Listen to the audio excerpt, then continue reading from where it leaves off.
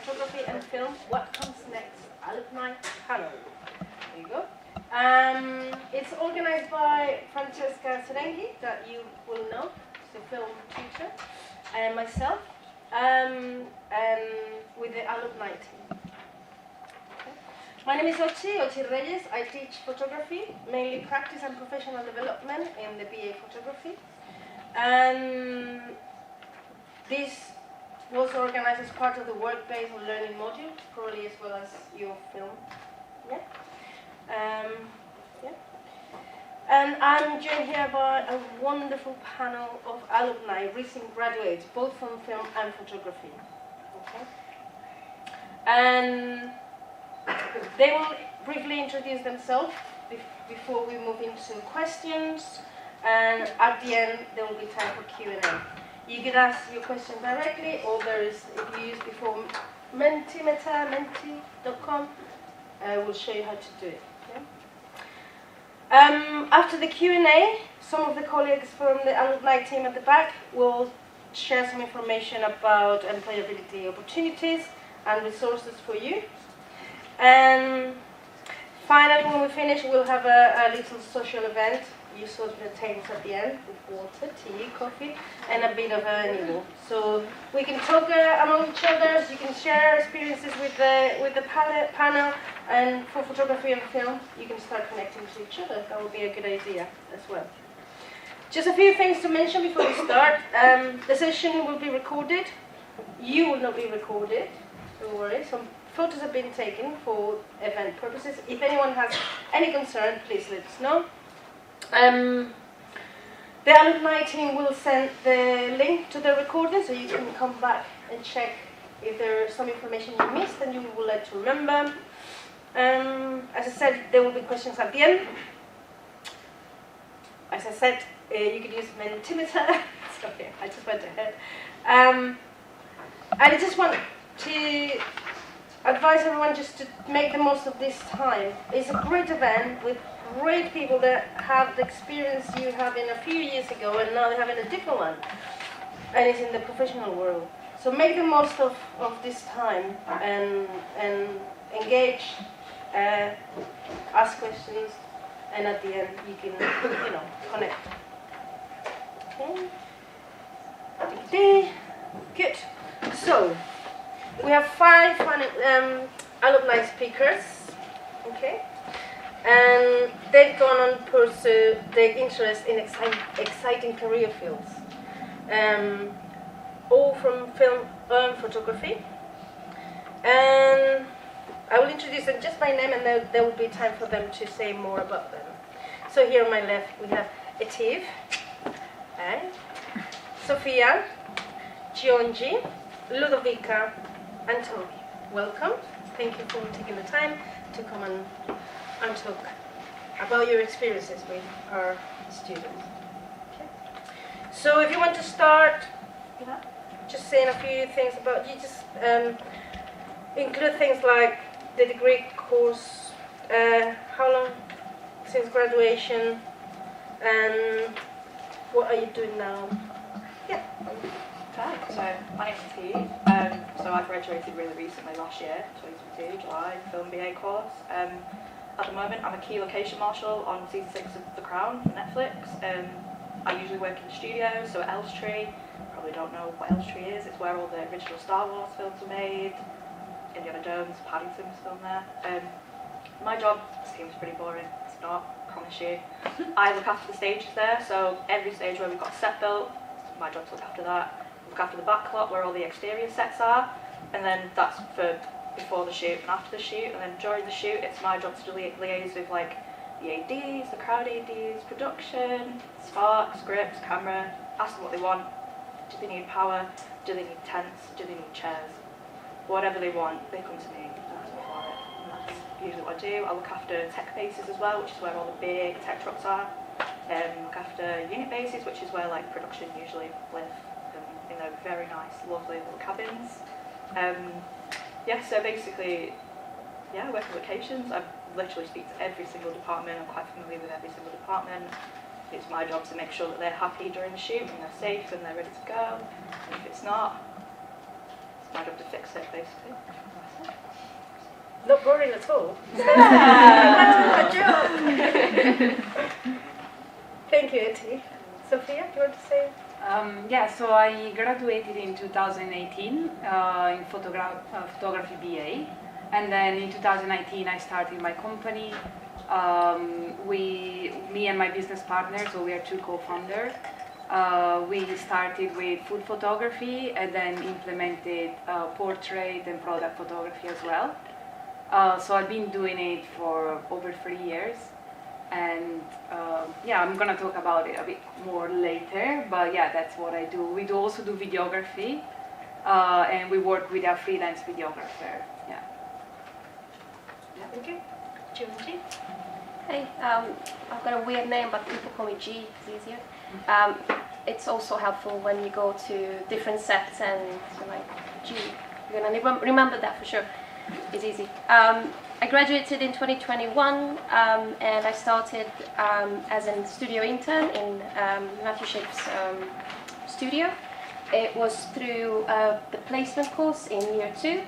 I was there for a few months and gradually they got used to me, I got used to them. I was working hard, late, and that got me into second assistant position. And for the last 2.5 years I've been first assistant to Matthew. At the same time I do work with other photographers if I can. I've also done some production assistant and digi assistant as well. So as a studio assistant, you do lighting and digi, but you can branch out to do just lighting, to be lighting assistant and technician, or a digital assistant. So yeah, I've been working with Matthew for around 4 years, and then I'll be leaving that position in a few months, and then hopefully we'll just work with all different kinds of people, different sets, and yeah, that's the goal. Proper freelancing now. Because I feel like it's been a bit cheating that I work with one photographer and I'm still freelance, but it's not, because I work with others as well, but now it's going to be proper deep end and just, yeah, that's it for now. Thank you. Ludovica? Yes, so I'm Ludovica. I graduated in 2017 in photographic arts, and today I'm a gallery assistant at Art Tuner, and I take care of operations and logistics, as well as liaise with artists and work with them to create projects and curate exhibitions nationally and internationally. And Art Tuner is a hybrid model, so we are based online and we are working remotely, which is, I think it could be quite an interesting element of conversation if people have questions. But we also have the opportunity to travel a lot and visit quite a lot of exhibitions areas, and yeah, definitely what I do. Thank you. Cool. Toby? I'm Toby. I'm an assistant producer at Great Scott Media. I basically create, design, sell TV shows to UK and international markets. But yeah, I started off as a runner and then went into casting, did Naked Attraction, various other ridiculous things, and worked my way up, and then got into development, which is much more like the creative and that sort of side of things. And I basically am like an editor, graphic designer, creative, picture, salesperson. It all mixed into one, basically. So yeah. Wonderful. As you can see, there's very varied career outcomes there you can think about and consider for your own future career. Okay. Right, I just want to start with some questions.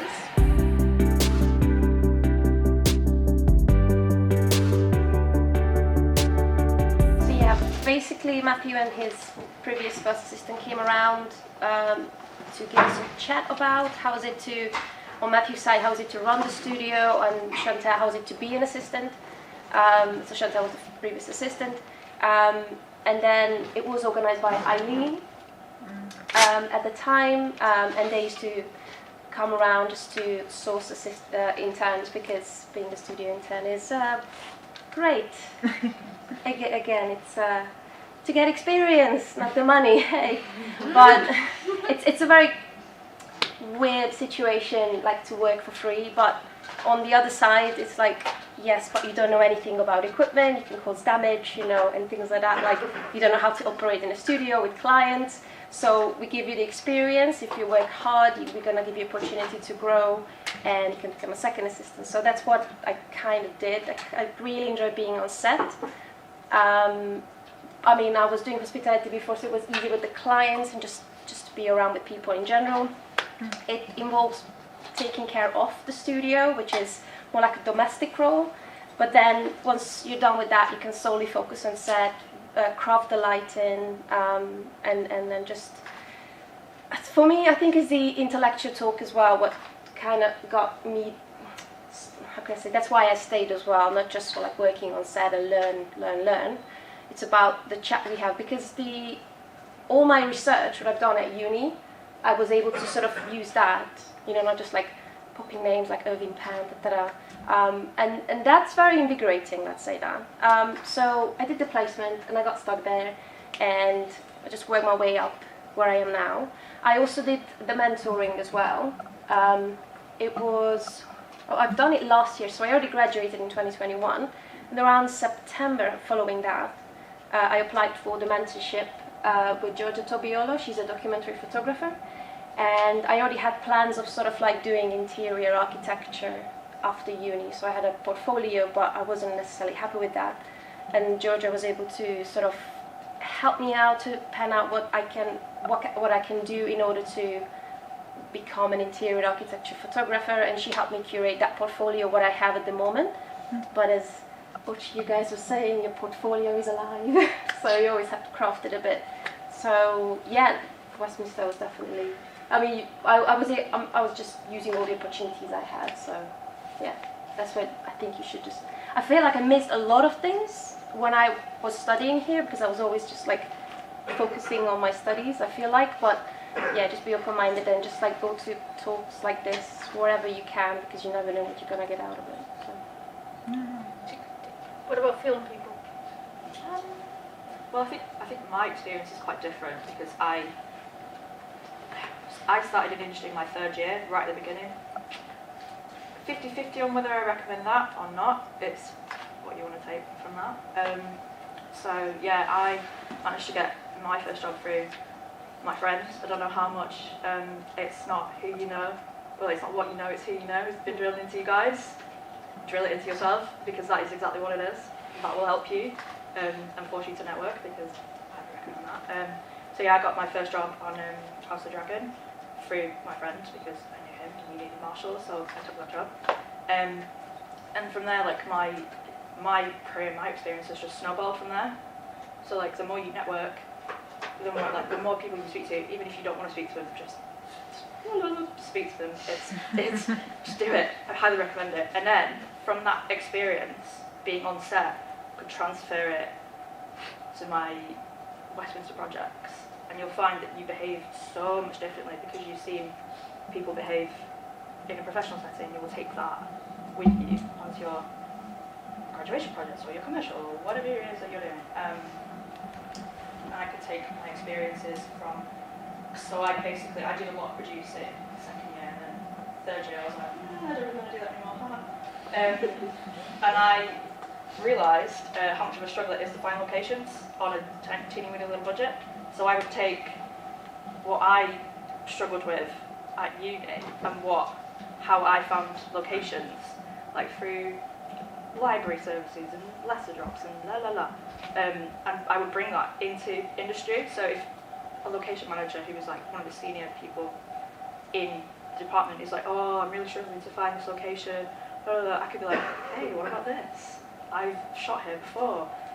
Have you thought of this? Have you thought about doing that? And that is how I've managed to keep myself in industry in a way, by using my experiences of how hard I know it is to find locations on a tiny budget, and bringing that experience into industry to help in a way. Not that they need help, but you know, they might be like struggling and be like, oh, I don't know what to do, and be like, hey, oh, I remember being at this place. This is how much it costs us to be there for a certain amount of time.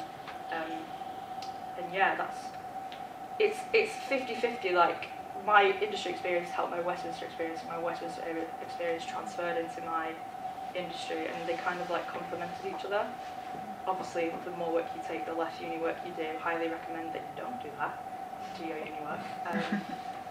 Yeah, I think that's all I have to say about that one. Do anything in third year because I was a lazy nothing basically.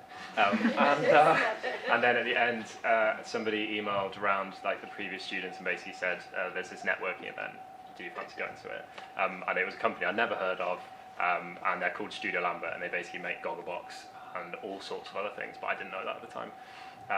And then I responded to that, had a call in the middle of Morrison's in Harrow on the Hill, and they basically did me a phone interview for this networking thing, and I thought, well, there's probably going to be a job at the end of this. Went to the networking event, a load of free beers and all that sort of stuff, loads of people just taking it as a like easy way to get pissed. And they gave us all these little coloured dots, and it was like the areas that you're interested in. And you'd go around, you'd meet people from the company and you'd chat to them about it and stuff. And then at the end of it, I was like, oh, well, nice evening, whatever. And then a week later, they called me and basically said, oh, we'd love to offer you a running position. And I didn't drive, so they actually took back the offer, which was not very fun. But in the meantime, they said, come and do work experience for us. It wasn't paid, but like you got like travel and stuff, so it didn't cost me anything to go. And then I was doing casting, and I basically found someone that was cast on the show maybe my second day. And after that, they offered me a job, another running job that didn't need to drive. But basically, like Westminster is one of those places where, because a lot of the lecturers and the people that are on your course have been in that industry, they've still got contacts with companies. They're always looking for people to come and sort of do entry-level jobs and all that sort of stuff. So I'd recommend, just picking up every email that you get and see where it leads, basically. It's like, it can't hurt to go and meet some new people and find out some more about the companies that you might be a part of. Yeah. Well, my experience is very different because I was a part-time student, so I had a full-time job and I was doing my course here. Didn't have time to do any internships, and when I finished, I still had to have a full-time job to pay rent and bills. So I had a bit of a different experience. I think I started the idea of my business during a module, photographic professional feature, and I met my business partner at uni. And also Westminster helped me like getting my creativity out and just being thinking more about my photography. But I would say they helped me that way. But because I do much more commercial work now. When I was here, my personal projects were more conceptual, so I developed my skills after uni more than when I was at uni, because I didn't have much time to work on that. If I could add on what has been said, my experience has been like completely different because I didn't pursue a career in photography right after leaving university. Because during the third year, I think I was meeting like an impasse with myself. I didn't really know if I wanted to be a photographer because I found myself enjoying talking about photographers more than taking the photographs myself. And so it was also quite a bit of a sad time because I had just moved from Italy, so it was a bit of a lot of investments went into like me attending photography and attending university and studying photography.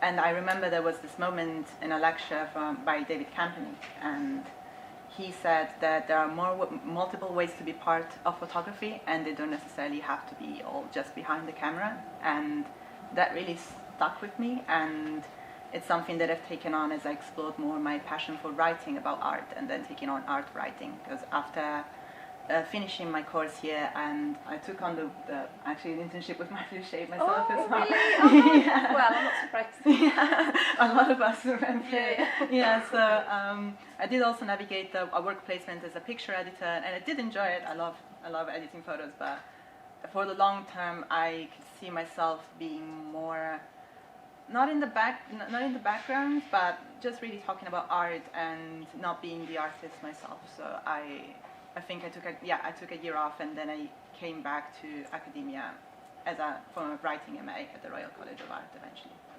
Yeah. And I'd like just echo that point as well. Like I wasn't good with a camera. I wasn't good at any of the sort of production stuff. I don't know how many of you guys do TV or whether you're just here for photography, but I didn't do any of the camera bits. Like I knew that there was always people better than me, and all that sort of stuff. And I knew I'd much rather be like creating or writing or doing something else, basically, that was like, I don't know, towards my skill set. And then once I started running, you can figure those kind of things out. You don't have to leave uni and know exactly what area of the thing you're going to go into. Mm-hmm. Like you can't figure out what you don't like until you've tried it.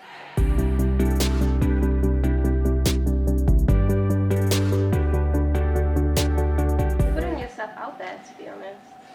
Especially, I mean, 2021 is when I graduated. And even after that year was sort of still, everybody was like, ooh, COVID.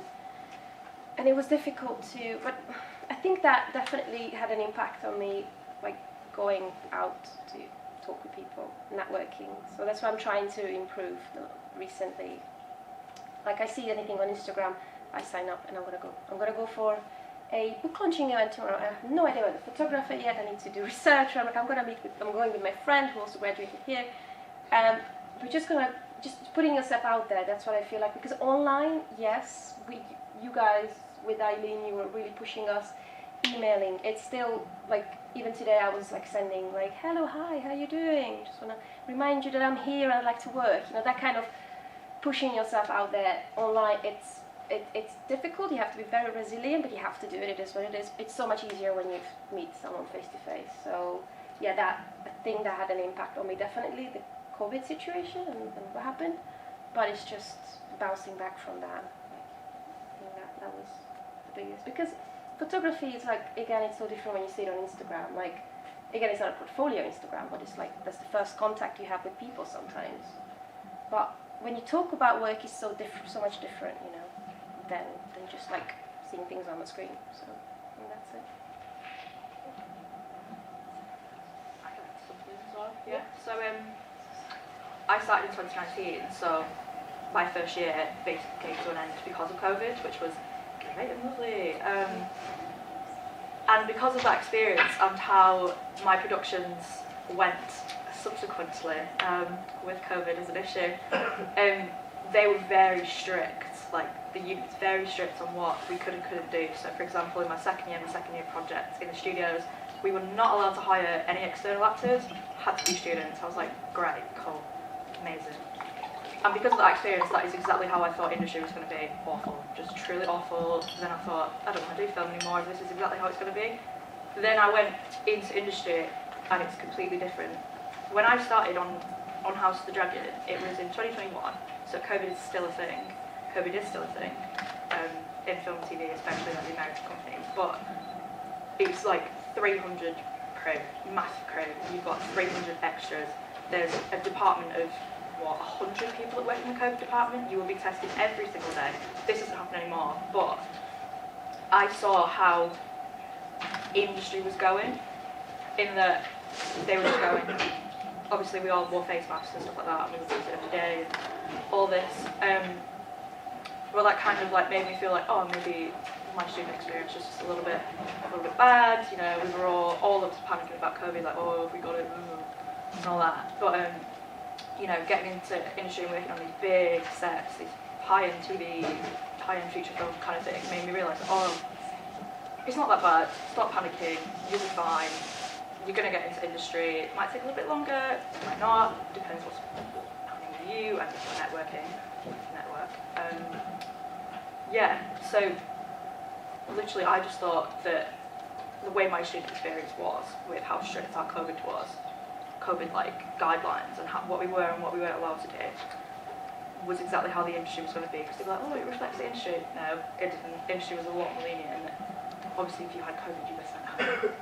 But that, seeing it happen and seeing that if these big productions can go ahead, so can mine, kind of like made me feel better about the COVID situation. And that they created a whole new department. Like the COVID department obviously didn't exist until COVID happened. And there's all these people getting paid a lot more than me. However, the COVID marshals, all they had to do, and they would get paid a shed ton of money, to just go, oh, can you put your mask on? Oh, can you put your mask on, please? Can you put your mask on? Oh, can you just distance yourself? Can you put your mask on? they still do it now on American productions. Like if you work for Disney or Paramount or Universal, you will have people harassing you to put a mask on. It's annoying, but you know, you just do it. But yeah, like I don't know if you guys experienced the brunt of COVID because that was kind of my era in university. But yeah, it has affected industry, but it's also kind of pushed them to see things in a different way. So there's nothing to panic about. Like the aftermath of COVID, there is absolutely nothing to panic about. Everything's relatively back to normal, except for the addition that some productions, usually American ones, have COVID teams still, which is rare. Like on my show, there is one guy, and like if it's your first day, he'll go, "You got COVID?" You go, "No," and he goes, "Cool," and then he goes back to his office, and that's it. Like COVID, it exists, but it doesn't really affect stuff anymore, unless it's like an American thing. Yeah. I think my biggest worry coming out of uni was like, so I mean this is going to sound slightly scary, but like I basically didn't have anywhere to live. So I had like 6 months of basically sofa surfing because like, I'm not really from a rich background, I don't have a lot of money, and running jobs are few and far between. So, but when I did get the job, I just was like, this is the one opportunity that I've got, I need to like absolutely smash it. So I went in with an attitude that was like, I'm going to get my next job by doing this job. And as soon as I did that and was like, just worked really hard, like you don't stop, like just don't at any point look like you're not doing anything. And I don't know how many people, again, are doing TV stuff, but like you've just got to really, really just go for it as soon as you get a foot in the door in one of those jobs, and try and meet people that are there in a similar position who might bring you onto the next job. Because the biggest thing for me is like I got a job on the X Factor, which is like a massive crew. There's so many runners on it and stuff, so it's a slightly easier one to get because there's loads of jobs. Obviously not anymore because it's not on.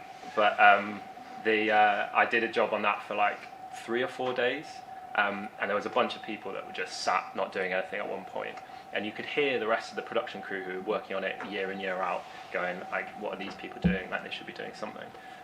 And then I got a call after finishing that to go on to the next one, which was at Thorpe Park or wherever they filmed it, and none of those people that were sat down were there the next time.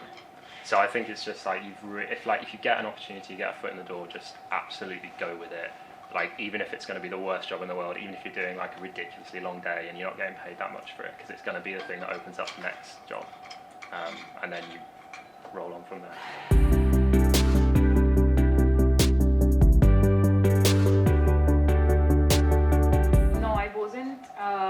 Because when I finished, I was already working full time, and I just continued in that job. Then I went traveling for a few months. When I came back, I registered the business and got a full-time job that would give me enough time off to grow my business. So I never applied for any job in the industry because I had my focus was my business. So I just found a job that could finance my business and just pay the bills and rent, and I had 3 days off to do any other photography work. Yeah, I didn't really send out like my CV. I mean, maybe at first I did because I was just testing the waters a bit, but I knew that when I graduated, like I knew that a few months afterwards I have to like undergo some medical procedures and stuff, so I didn't really commit to anything immediately. So unlike what you have just said, I was kind of forced to take a break, and during that break I was trying to put together what I wanted to come back to, and while I was recovering as well, I was thinking, how do I find my entrance into writing? How do I find my entrance into this sector that I love seeing in like Freeze magazine, and all of these other beautiful publications. And so I started orienting myself towards that end, and really even just making research about how to build a career in those in that field, and what a career ladder might look like. And what I did in the end, I started again sending CVs when I felt like I could be ready to go back to London and then work again, and I landed myself how was it called? I think it was called gallery editorial and gallery internship or something like that at Art Tuner, my current gallery job. And I worked with the supervisor, and it was a part-time internship still, and so it was also extremely privileged to be able to have been able to take on an internship while recovering, and my family supported me, and so that lasted me 6 months, and then in the end I realized that I really did want to pursue writing academically, and so I started my MA in writing like as soon as the internship ended, and it was also very lucky that they called me back to become full-time employee, like, right as my MA came to an end. So that was perfectly timed, and I've been working with them since. So I'm very, very lucky. What about you, Toby? Apart from that very important event you attended, you got the first call. Were you applying for jobs as well? Yeah, I think I was trying to figure out what the I wanted to do basically, because I was like, I had no idea. Like, I wasn't. You know how loads of people sometimes finish uni and they've got like an award-winning film, or they've got this, or they've got that. I didn't really have anything that was like that. I was just like, I did well. I got a good degree, and I was sort of up for it basically. And I think because of that, I don't know. There's loads of internships and like mentor schemes, and like I know Channel 4 and BBC and stuff. This is TV specific, by the way. They all have like a kind of trainee scheme or an internship thing where you learn loads of different parts of the business and where you want to go. But for me, like that wasn't how I started. I just started sending a couple of things out. I found a couple of people that used to work in the industry, and I messaged them, just DM'd them on Facebook or whatever it was. And they put me onto these. There's a couple of like running Facebook groups where a lot of jobs are posted basically, and it's like mad that it's on Facebook and they don't use like a different platform, but there's loads of stuff on that, and so you just send them an email, and I had a kind of an idea of what my CV should look like because of uni, and it teaches you how to do that a little bit, and then various other resources which I can share at the end. But yeah, I just kind of was throwing everything out there to see what I could get, and then as soon as I got in, yeah, like I said before, it's just like work as hard as you can, as quickly as you can, because like nobody wants to be a runner for long. Like it's not fun. It's not for the faint-hearted, but like you can get out of it quick. And I did it for maybe just under a year, which is pretty quick really, before stepping up. I know some people that have done it for like 3 years, 4 years, and still struggle to get out there. So I guess like, yeah, as soon as you get something, work as hard as you can, and you'll get out of it pretty quick. Can I add to that? Sure. There are a few WhatsApp groups as well for like lighting, digital assistants in photography as well. They used to post a lot more jobs, not these days, but as soon as you see a call out, send your CV, send a little intro, and I've got a couple of jobs through there. And there was a lady, Liz Gregg, she took me to Spain for a shoot, and she took me to Germany for a shoot. You know, it's just like, just try. It's the same with just getting in touch with people via email. Hello, my name is this and that, the usual. If they won't reply, it's fine. Send another follow-up, another one, and then if they won't reply, try later on. You know, you just don't take it personally. That's what I used to do a lot, just taking things personally. It's just an email they read about a random person want to work with them. Like, again, and adding to that, who you know is the most important, because I got recommended to other jobs through assistants I used to work with elsewhere. So that's quite important. In a sense, it's a bit sad that it has to be like that, but it is like that. It's a point. Around 70% of the jobs in the creative industries, they're not advertised. Yeah. It's through these WhatsApp and Facebook groups, you know. Yeah. I also do a lot of networking for my business, and I go to many networking events in London. There are so many every week, and I wish I started before. So I think going to talks, events, it's great. Yeah. The other thing I was going to say as well is like if you're not science-based, for example, and you apply to be on a science show, then you're probably not going to get it, because your passion for that is not going to show through because you don't have any. But what I would say is you can't afford to be picky. So like if you see something you're like, oh no, I'm above that, like that's the wrong attitude to have basically. You need to just send out whatever you can get. just to start, and then you get to the point, like I'm luckily at the point now where I can pick and choose, and I get people that come and look for me, like to be hired for them. So like, I don't know, you have to just sort of, throw everything out there and see what sticks. Yeah, I had there was a girl who recommended me for a shoot, and they wanted to cancel on me like a Monday before. I think the shoot was on Wednesday. On the Monday. And I was like, listen, I just really want to work with this photographer. I'd love to be there, like just let me know if I can go. They said that the gallery where they were shooting, they were limiting the space, but I kind of know it's about the money, because I told them like, this is my daily fee, and I was like, I can be there for free. I just want to be around, I want to help. And they were like, we can give you a symbolic fee of £100, and I'm like, I don't care. I went there, I did the job. I think it went really well. I was really nervous, but at the same time, it's just like, just go for it. Yeah. So. Can I add something really quick? Sure. Yeah, especially the Facebook thing and the WhatsApp groups. They are your best friends if you're starting out. Best friends. Be best friends with those Facebook groups. Apply to all of them. Join them all. Location Department Juniors is one of my favourites, because obviously I work in location department.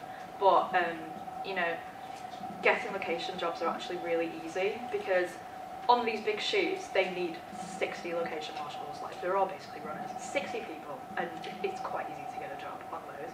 But then again, if you want to get on the more niche stuff like the feature films, because feature films obviously last a lot. Well, don't last as long as like long-form TV, like The Crown, for example, that goes on forever and never ends. Yeah, it never ends. But it's really good. It's like Toby said, even if you're absolutely scared of being on that set, speak to everybody. If somebody says something on the radio, because you will have to wear a radio earpiece, and there is silence, be like, oh yeah, I'll do that, I don't mind. Just be as friendly as possible. I understand, because on House of the I did not speak. The whole week of the main shoot I was there, didn't say a word. The last day I said something and they were like, why have you not spoken this whole time? Like, what's wrong with you? And I was like, I don't know. But yeah, like there's so many groups. Like, if you wanted to do camera, there's a Discord group. If you want to do running, there's people with TV runners, and that's also a really good group. I don't know if you guys are in it. You can throw your CV in there, and people in industry can like give you tips on how to, like, people in industry, like their take on your CV. And sometimes someone got a job at the BAFTAs because they were like, oh, I want to work at the BAFTAs, and then she threw her CV in there and she got contacted by them, had an interview, got a job from that. Like, it's all about applying and forget, not taking things personally. Like, if you get ignored, it's just going to happen. These people are really busy, they've got massive things to plan. But you might also catch someone at the right time. So then maybe thinking like, oh God, I need someone to come and do this, and I don't know anyone that isn't free.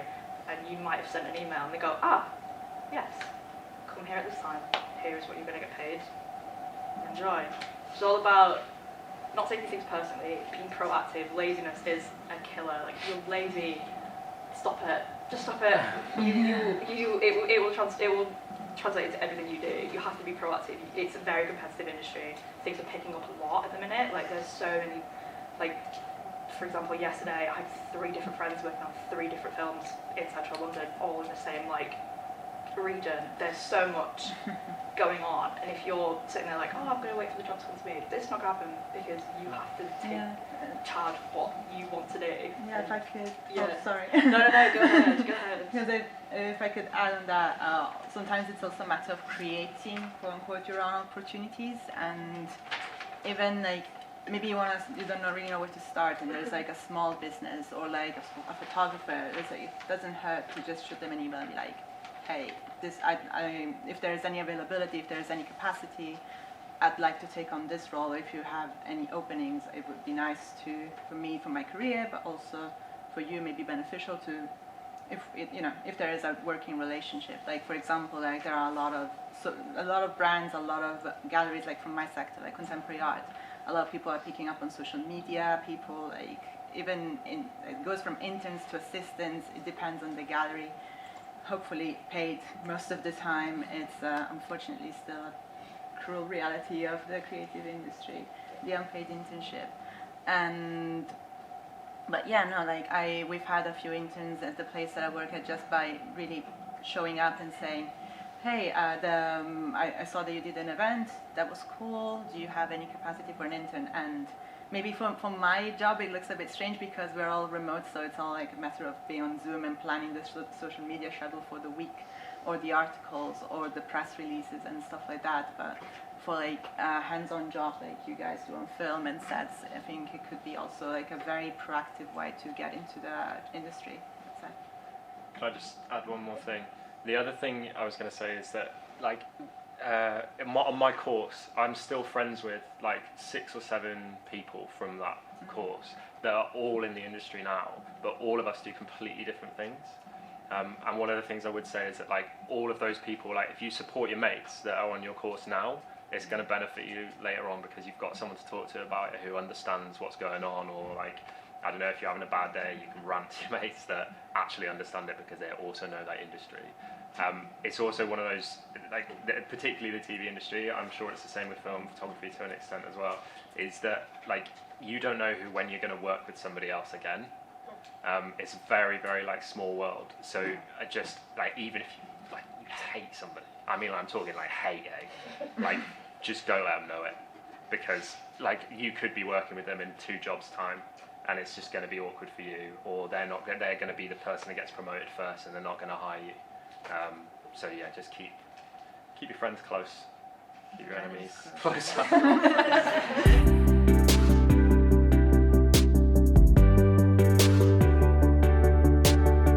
Well, when I was at uni, I created a personal portfolio that was not commercial. So when I finished, I built after my skills, commercial skills and commercial portfolio in food, product and portrait photography. So I did it all. After you finished? After I finished. I started doing some food photography when I was still studying, but didn't have much time, so I did it all after. COVID actually helped me with that because I started my company just before, and then for a year we didn't have much work. And I used it to just build my portfolio and the foundations of the company. So I done it all after. And also, I think because I was so busy with like projects and uni and writing essays and dissertation, I didn't have much time to work on my skills and portfolio then. So, and also because I did something very different. Yeah. What did you do on the side? As a full-time, I was in retail when I was studying here. Yeah. And then I did a job in tech for other 3 years. That job was 4 days, so I had 3 days to just like work on my business. Yeah. But while I was at uni, my personal projects were much more arty and conceptual. So, and then I did something very commercial. Yeah. I was really struggling with my portfolio because I wasn't really sure what I'm gonna do when I was at uni. Sort of like I was getting more into still life. That was my final major project as well, which interestingly got me a job at the Royal Opera House. I did a project about, let's say that. What's the name of it? The epitome of self-love. I think that was it. So I was lucky enough to get my work exhibited at Brick Lane in 2021. It wasn't like the biggest scale as it is usually, but I think it was like 3 universities in a span of 3 weeks they were exhibiting. Mm-hmm. And the picture editor of the Royal Opera House seen my project, and she was like, "I need someone skilled and precise like you. Do you want to take pictures of the small auditorium?" So that was when you go and book tickets in that theatre, sort of like, I don't know, I think that the pictures show like, okay, you're in row E, I don't know, seat 17, and what's your view? So it was a very laborious job. It wasn't as exciting, but the job itself came through because of that. So that was a skill. I was like, I've never done this, but I'd like to do it. So just hiring the lens I needed and like turning up and talking with the client, which I've done on like obviously as an assistant, but not as like, okay, I'm the photographer. That was sort of, I feel like that developed through that as well.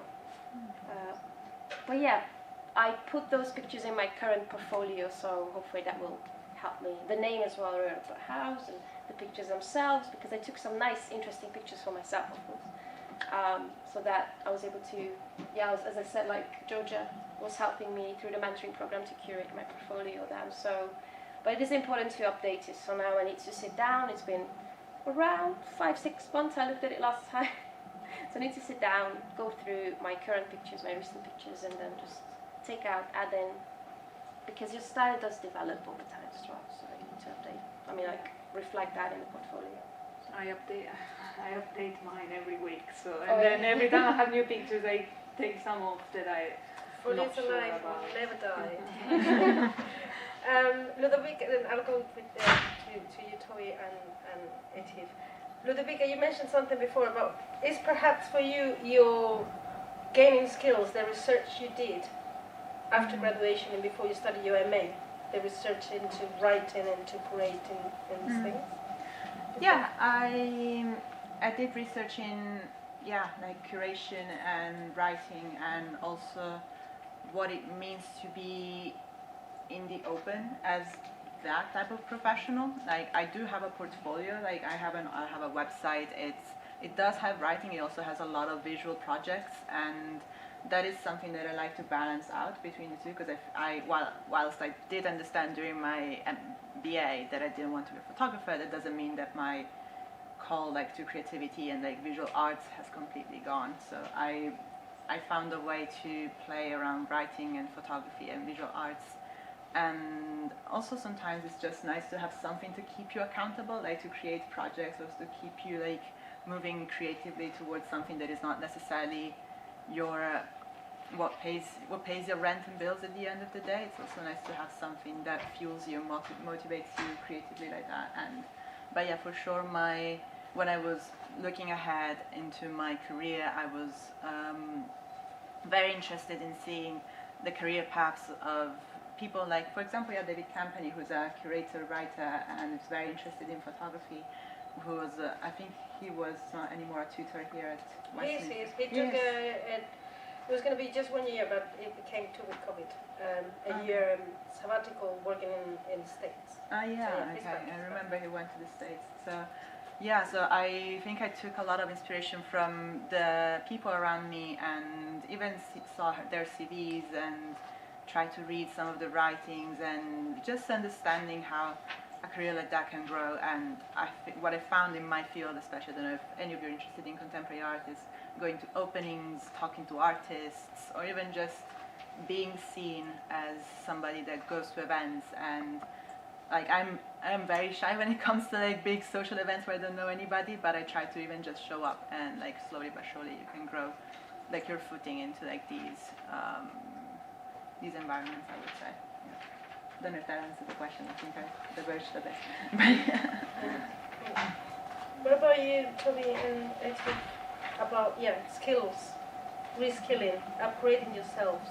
I think it's mostly about transferable skills, especially with like my department. Like a lot of, so when I'm not in the studio, I work on location, and when we close off like big public roads, a lot of what we would do as a marshal is dealing with the public. And they can be quite difficult sometimes. So before I worked in industry, I worked at Starbucks, and that was 4 years of delightful times for me, dealing with all sorts of terrifying things. But that allowed me to develop my social skills and how to deal with aggressive people, people that are a bit strange, people that are rude. It's just like developed it, like one of the biggest transferable skills is social skills, and like time management. Like, can you be early? On time is too late. Yes, it is. Be there early. You will not get breakfast if you don't get there early. It's a lot of transferable skills, like especially with my department, because I don't have a skill. Like, yes, I can. I'm a glorified spark sometimes. I will plug in wires to generators and power things that I shouldn't be doing, but I know how to do, so I get asked to do it. It's picking up skills as you go, but having those transferable skills, like working in retail, like I know it's awful, like I hated working at Starbucks. Everyone, it was the worst thing I ever did in my life. However, it was a good thing because I learned how to deal with different types of people, and when you can deal with those, like, because I've seen some strange people on my lock-offs at work, some strange sites. If you can deal with those people, like the higher ups will see you and go, she can do this. she can deal with these kinds of people. We're going to put her in the most difficult lock-off, which always happens to me, because it's me. It's like the most rowdy public, because I can deal with them. You know, it makes me look good, kind of thing. It's not like feeling pressure on yourself to like learn things, like I must learn how to do this. It's taking what you already know how to do and how to deal with people and time management and, you know, all that kind of stuff, and how you can transfer that into industry. Like I've seen a lot of, like I read a lot of the posts on like people TV writers, like people are like, oh, I've never worked in industry, I've got no skills. No, you do have skills. Like you have a lot of skills. Like you've got a lot of niches. Play into all those niches. Like don't feel under any pressure to have industry experience if you have none, kind of thing. Like use your transferable skills. It will come in handy, but it will probably get you taken on to the next job, kind of thing. It's snowballing kind of effect. But yeah, transferable skills, very useful. Very, very useful. Very good point.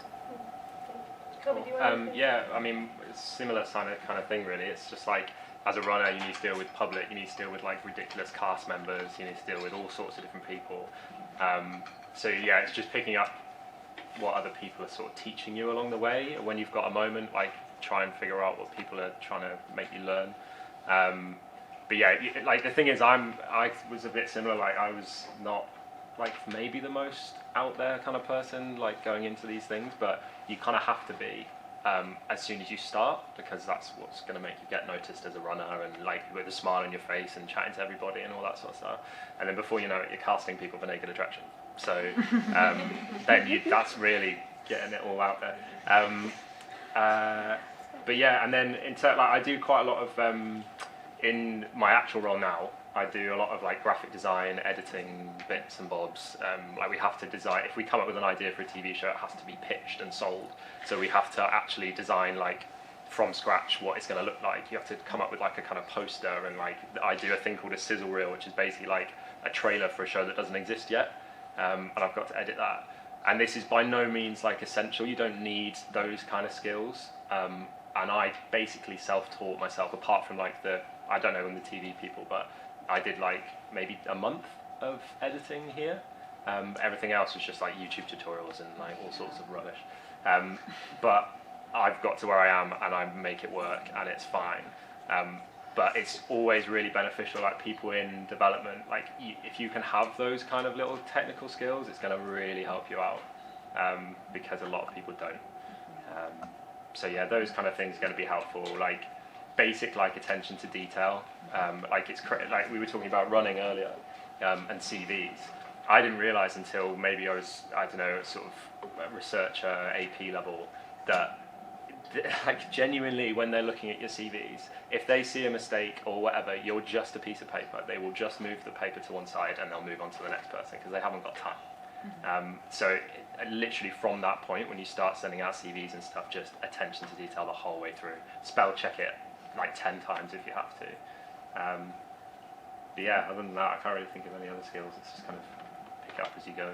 Yeah. Which is terrible advice, but.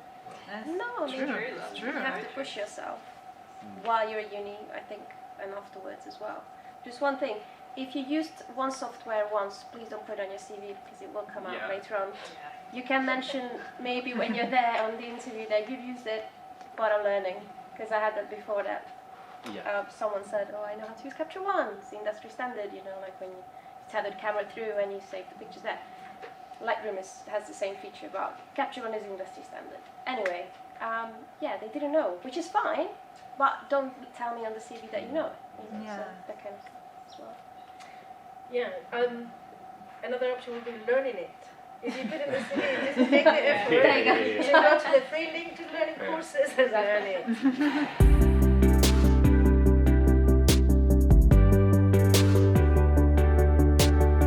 I would try things out, for sure, and then talk to people in the field and like learn about their experience, but definitely try things out. Even if it means taking jobs that you're not very confident with, but you know, you just put yourself there and do it. Yeah. And do research, loads of research. Yeah, go back to like what made you start in the first place, and also like enjoy yourself rediscovering something. Like don't burn out trying to figure out your whole life ahead of you. Just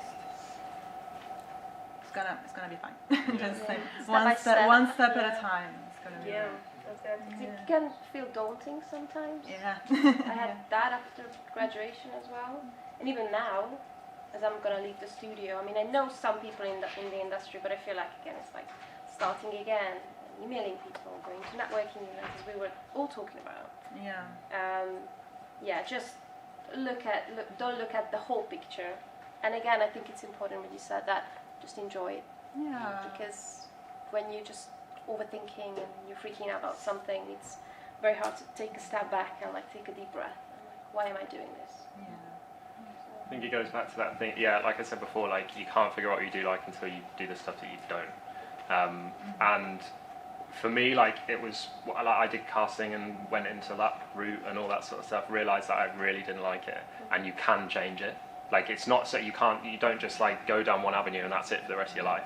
Yeah. Like you can go and sort things out. Maybe you have to step down again or go back to the square one with some things, but like that's not the end of the world. I just think you've got like when you're starting out as well, it's like the perfect opportunity to actually try loads of different things. Yeah. And like that's again the TV specific, but like the running stuff, like you're gonna get such a good idea about all sorts of different things because you have to deal with literally every part of a TV show, like from the art department to the casting to whatever else. So just make the most of it, throw yourself into it, and you might like actually end up liking some of these sort of mad worlds that you didn't actually realise existed before. Yeah. Same with photography as well.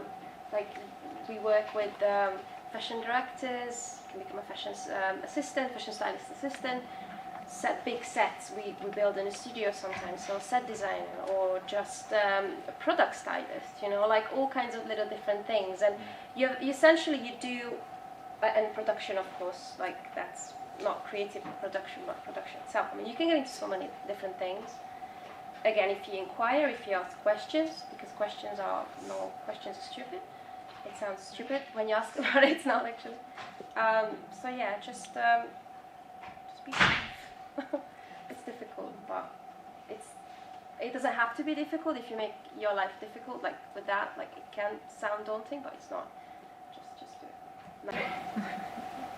I'm actually like the beauty of my department is that yes, it's unskilled, but it is quite easy to get into really because people don't really know that it exists until you realise that if you don't have a location, then there is no film or TV show. But I spend a lot of time with every single department, and it's a good way to like, if you don't know what you want to do, it's a good way to like watch other people in the other departments. Like if maybe you wanted to be an AD and then you do a marshalling job and you stand there on set and you watch like everything that you do and you go, maybe not, maybe I don't want that for me kind of thing. It's a good idea to like running and location marshalling is really good in that you get to watch what everyone else kind of does. Like you're not an insignificant member of the crew, you're quite important because you're stopping the public or you're dealing with cast or you're doing this or that or helping people out or whatever. It's a good idea to like watch, if you don't know, watch the departments that you may have an interest in, or you might find one that you never knew you had an interest in. Like say you wanted to go into camera and then you watch what the trainee does, which is usually teas and coffees and cleaning camera lenses, and you think, you know, I kind of want to be more creative, or you know, you've spoken to other people on set and you kind of like the idea of what they're doing. It's a good, it's okay to like change your mind on what you want to do, and it's okay to not know what you want to do. Like there's no use in panicking. Like, oh, I don't know what to do. No, it's fine. Like it's completely normal to not know what you want to do. Like I wanted to be a DOP when I started uni, and then I did it and I went, nah, not for me. No thanks. And I did producing and I thought, nah, not for me. No thanks. And then I found locations, and that's my niche. Like you will find your niche. Like it's perfectly fine to not know what you want to do or not know where to look. But I do recommend like doing your research. Like screen skills is your best friend. Screen skills. You need to learn to drive. You don't have any money. Screen skills have the bursary. They will help you pay for driving lessons. You've been booked for a job in the middle of nowhere in the woods and you don't have any wet weather gear. Screen skills have a bursary, so you can go get waterproof pants and a coat. You've been sent to the Midlands and you don't have a hotel. Screen skills can help you. Your production stopped feeding you on a prep day. Screen skills will help you. I love screen skills. And looking for like niche opportunities as well. Like I know on one of the jobs I was on last year, they had opportunity through creative access. Yeah, creative access. It was for people of colour because that career was not diverse at all, but it was just really nice to see it become more diverse and have more people from all these different backgrounds like learning about film and showing their passions. They were in every single department. Like we had training in my department. She did show up in acrylic nails. Not a good idea in locations. They wasn't that far from you like yourself. But you know, it's fine to not know what you want to do. It's fine to not know where to look. But I do recommend being proactive and not sitting there and wallowing in self-pity because you don't know what to do. Like get out there, go to networking events, and do your research. Look at screen skills. It's very good.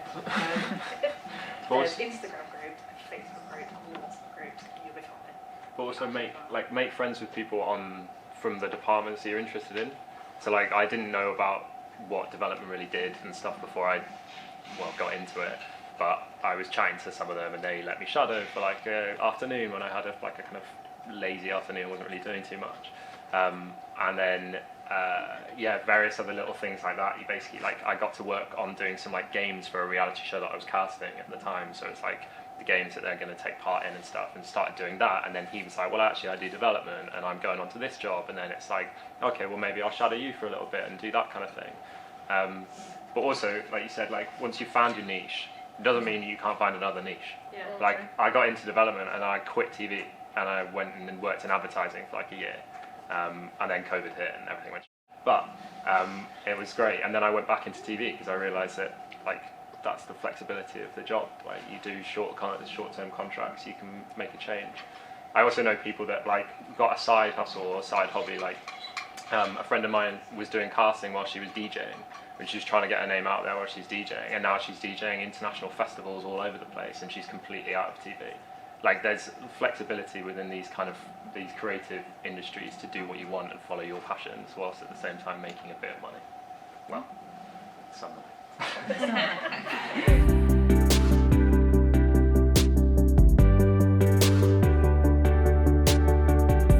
One word. Two. Only two. I have perseverance and being flexible.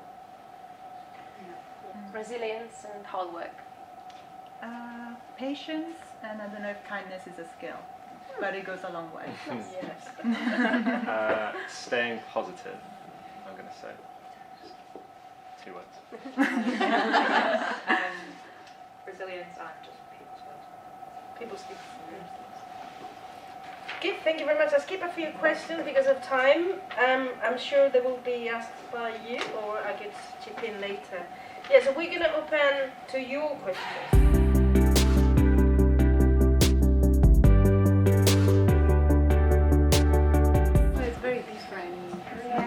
Obviously, I think freelancing, it's challenging because there are a lot of ups and downs, and it takes time to build your network, to build like your clients. But it really depends on the person what they want to do. If it's a big client, they want to a big brand name. If they want to work with that brand for their own purposes for later on, fair enough. But freelancing has a lot more leeway of doing other bits and bobs at the same time. So I guess it also depends on clients. If you already have a network of contacts of people in the UK that you could work for, but otherwise starting with a big name could be a good way to network and enter the industry.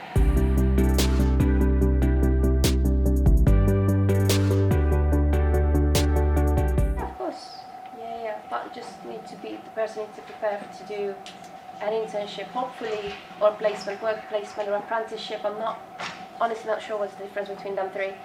But just because apparently on the Gov.uk website, an internship, a work placement is the free one, which people work for free. Internship it has to be paid. I'm not sure. I'm just doing a research on that because I had a whole thing about it. What was the question? So yes, just have to get a job as a fresh graduate. It depends. Without time to do internship. After uni, there's time to, do anything you want, I guess, unless you have to work beside work. Because I've been always working when I was studying as well, so just need to balance it out. If it's an internship, it's an internship. Then don't let them abuse you, though.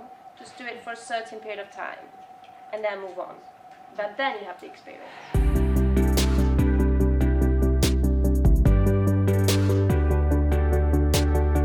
Right off the bat, there is no expectations for you to know anything. So, like, you don't need to worry when you go in. And the best thing to do is watch other people. People watching, really good. Highly recommend people watching.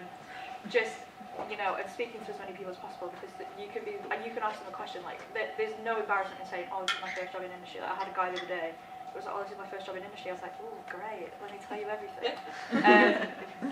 It's just, it's learning on the job. It's speaking to as many people as possible, and just watching and getting involved. Like, the radio is really important.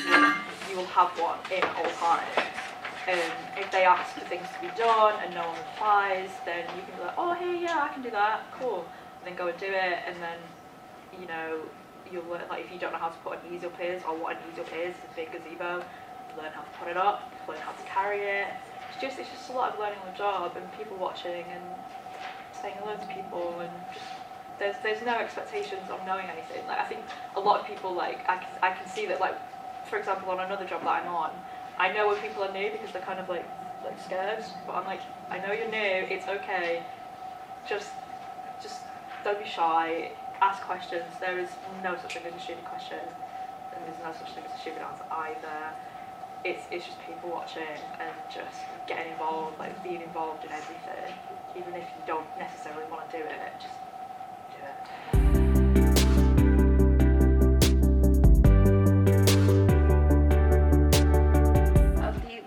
Tomorrow's event as well, it just popped up, my friend sent it to me, I was like, let's go. It's just following the right galleries, right artists you like, and I think that will, you know, they will see what you like and they're gonna offer you these events. Eventbrite is good as well, because I've seen a good few events on Eventbrite. I and use only Eventbrite. Yeah. So I think that's useful as well. I guess LinkedIn, I don't necessarily like LinkedIn as much. You've got a glorified CV, but it's useful for the industry. For some jobs it's useful, of course. But on LinkedIn I've seen a few things as well rolling. So it's just giving your time that, I mean, like, not even that, because I'm just scrolling through Instagram and it comes up. So I'm not even like actively researching. That's the useful thing about the algorithm, I guess, you know, when you see these free events or what's going on. And look at like galleries again. I often like just Google once every month, like current photography exhibitions or contemporary art exhibitions, and you will see their program. So. Yeah. Also, there are some networking apps that you can use to chat to other people, and that's also very useful because you can like get to know other people in your same field, and they suggest networking events, and I found that very useful too. What do you use? Well, there is Bumble, the dating app, has a Beats. It's called Bumble Beats. It's the same app, but you activate the business, only the business one. I think I liked it. There are many photographers, people working in the film industry, so it's useful to know what they are doing. And also you can do it from home. So if you are a bit shy, it might be easier. I don't know, to just do it through a chat.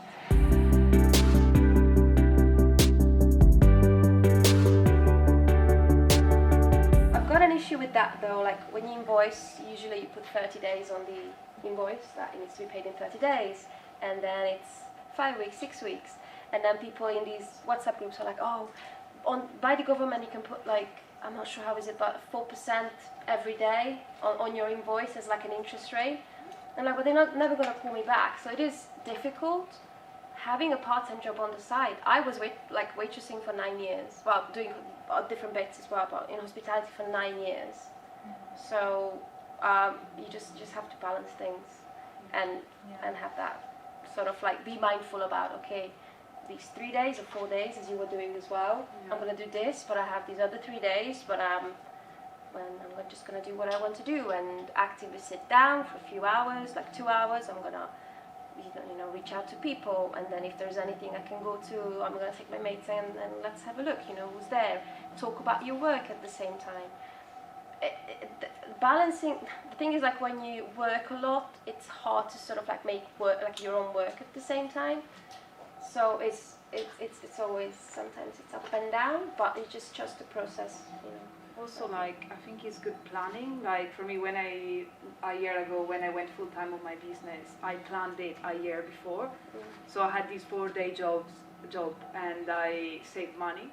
So then in a year time, I could just leave my job and just work on my business. So I think it's good to have a plan. So maybe, you know, when you finish, you just get a part-time job and you keep that for a few months until you can put some money aside, or, you know, you juggle a few things at the same time. It's not easy, but you But know, you can do it. It is what it is. You know, once you start sort of like networking and like applying for jobs, just keep it up, because I took a gap year when I started as well, and it was really hard to get back mentally to that, like, okay, studying and okay, looking for a job later on. So just keep up the momentum. I think that's important. It's really tricky as well. Just like I know I said before, but I really struggled straight out of uni, and with running stuff in like London, rent prices and all that sort of stuff was crazy. There is like a load of different. Like, depends what industry. I don't know what industry you're interested in, but like there's so many different places now across the UK as well that you can do stuff. Like particularly TV. There's like hubs in Manchester, Leeds, Brighton, Edinburgh, like all sorts everywhere. Even Birmingham, I think, has like a few more like companies and stuff now. So that obviously.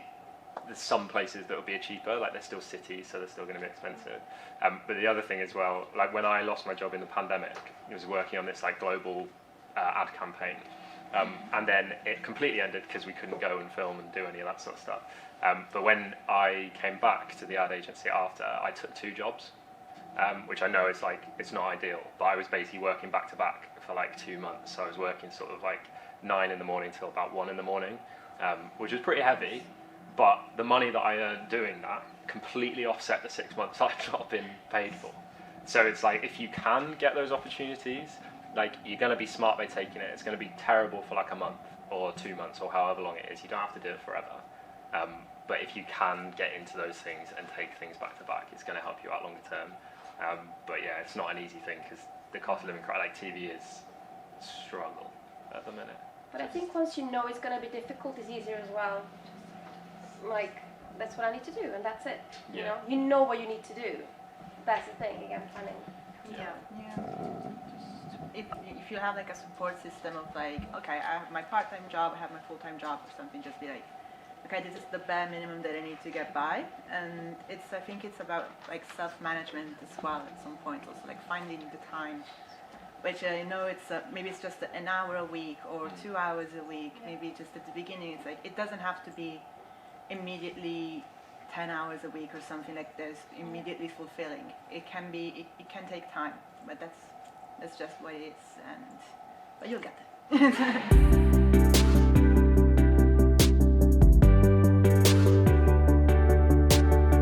have to dig it out on my phone. Maybe but you there's, can. there's, I know, yeah, there's people in TV runners, there's crooning now. people available I'll in send TV. it to you. You also have to like apply. Well, you don't have to apply for it, but you just have to answer some very basic questions, Yeah. saying that you're doing like a TV production degree or a film degree or whatever it is, and they usually let you in. They've got some like kind of mad admins that are just like on it 24/7, so it shouldn't be a long process getting into it. And they're happy. Like this is the thing about these industries, is that everyone wants you to do well. Like they're there to encourage you and help you out. So there's all sorts of resources on there.